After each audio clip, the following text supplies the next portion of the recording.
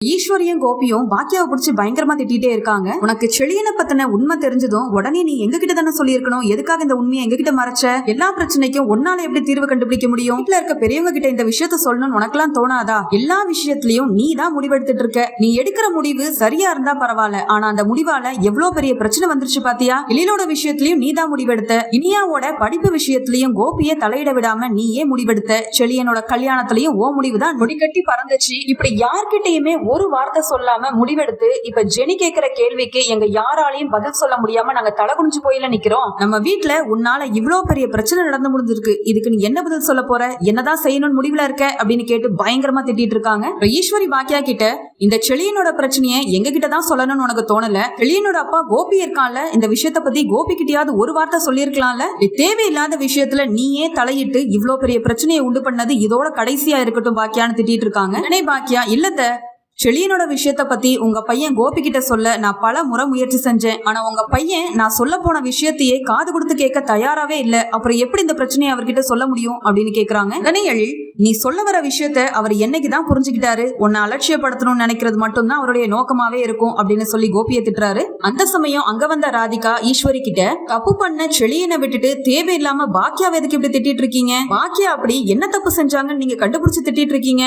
ஜெனிக்கு துரோகம் பண்ணது உங்க வீட்டு பையன் செழியன். அவனை அப்படியே விட்டுட்டு தேவையில்லாம பாக்கியாவை திட்டுற வேலையை முதல்ல விடுங்க அப்படின்னு பாக்கியாக்கு சப்போர்ட் பண்ணி ராதிகா பேசிட்டு இருக்காங்க. உடனே ஈஸ்வரி, ஏ ராதிகா, இது எங்க வீட்டு விஷயம், இதுல தலையிட உனக்கு எந்த தகுதியும் கிடையாது, உரிமையும் கிடையாது. நீ என்னைக்கு இந்த குடும்பத்துக்குள்ள கால் எடுத்து வச்சியோ அதுல இருந்துதான் என் குடும்பத்துல ஒண்ணு மாத்தி ஒண்ணு பிரச்சனை வந்துட்டே இருக்கு. மரியாதையா உன் வேலையை பார்த்துட்டு கிளம்பு அப்படின்னு திட்டுறாங்க ஈஸ்வரி. அதுக்கு ராதிகா, என்னது உங்க வீட்டு பிரச்சனையா? உங்க பையன் கோபிய நான் கல்யாணம் பண்ணிருக்கேன். இந்த வீடும் என்னோட வீடுதான். இந்த வீட்டுல ஏதாவது பிரச்சனை நடந்தா நான் கேட்க கூடாதுன்னு சொல்ல நீங்க யாரு? நான் கண்டிப்பா தப்பு இருக்கிற இடத்துல தட்டி கேட்டுதான் ஆவேன். இந்த செழியன் ஜெனிக்கு துரோகம் பண்ணி பெரிய தப்பு பண்ணிருக்கான். அவனை விட்டுட்டு தப்பே செய்யாத பாக்கியாவை திட்டிட்டு இருந்தா நான் எப்படி தட்டி கேட்காம இருக்க முடியும் அப்படின்னு ராதிகா ஈஸ்வரிய பயங்கரமா கத்த ஆரம்பிக்கிறாங்க. உடனே ஈஸ்வரி பயங்கர கோவமா, டே கோபி, மரியாதையா இந்த ராதிகாவை உள்ள கூப்பிட்டு போயிரு, இல்லன்னா நான் வேற மாதிரி பேசிடுவேன் அப்படின்னு கத்துறாங்க. அப்ப ஈஸ்வரி பாக்கியா கிட்ட, நீயாவது எந்த பிரச்சனையா இருந்தாலும் குடும்பத்துல உள்ளவங்க கிட்ட ஆலோசனை செஞ்சு முடிவெடுக்கணும்ன்ற நல்ல குணத்தை வளர்த்துக்க. இல்ல தன்னிச்சையாதான் நான் முடிவெடுப்பேன் நீ சொன்னா இந்த நிலைமை தான் நம்ம குடும்பத்துக்கு வரும், புரியுதா அப்படின்னு சொல்றாங்க. தொழில் விஷயத்துல நீ தன்னிச்சையா முடிவெடுக்கிறனா பரவாயில்ல, ஆனா பிள்ளைங்களோட விஷயத்துல நீ ரொம்பவே யோசனை பண்ணி எந்த பிரச்சனையா இருந்தாலும் கண்டிப்பா கோபி கிட்ட நீ தெரியப்படுத்தி தான் ஆகணும். ஏன்னா பிள்ளைங்க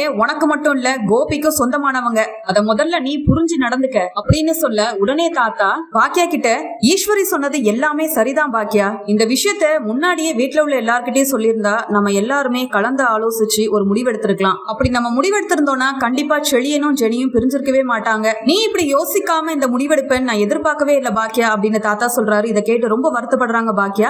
எழில், என்ன தாத்தா நீங்களும் அம்மாவை திட்டிட்டு இருக்கீங்க? அம்மா எப்பயும் நம்ம குடும்பத்துக்கு எதிராக நடக்கணும்னு நினைப்பாங்களா? இந்த பிரச்சனைய சுமூகமா சமாளிச்சு தீர்வு காணணும் தான் நினைச்சாங்க. ஆனா இவ்வளவு பெரிய பிரச்சனை ஆயிடுச்சு. இந்த பிரச்சனையில அம்மா மேல எந்த தப்புமே இல்ல. அந்த உட்கார்ந்துருக்கான் பாருங்க, செழியன் தான் அவ்வளவு பிரச்சனைக்கும் காரணமே அப்படின்னு சொல்றாரு எழில். ஈஸ்வரி, டேய் நீ சும்மா இருடா, உங்க அம்மாக்கு சப்போர்ட் பண்ணி அவளை ரொம்ப ஏத்தி விட்டு தான் இவ்வளவு கொழுப்படுத்து போய் அலையறா. உடனே எழில், இப்ப வந்து ராதிகாக்கு தெரியற உண்மை உங்களுக்கு எதுக்கு பாட்டி தெரிய மாட்டேங்குது? தேவையில்லாம அம்மாவை நீங்க ஏன் இவ்ளோ பேச்சு பேசிட்டு இருக்கீங்க? என்னைக்கா இருந்தாலும் அம்மா மேல எந்த தப்புமே இல்லன்னு நம்ம குடும்பத்துல உள்ள எல்லாருமே புரிஞ்சுப்பீங்க அப்படின்னு சொல்றாரு.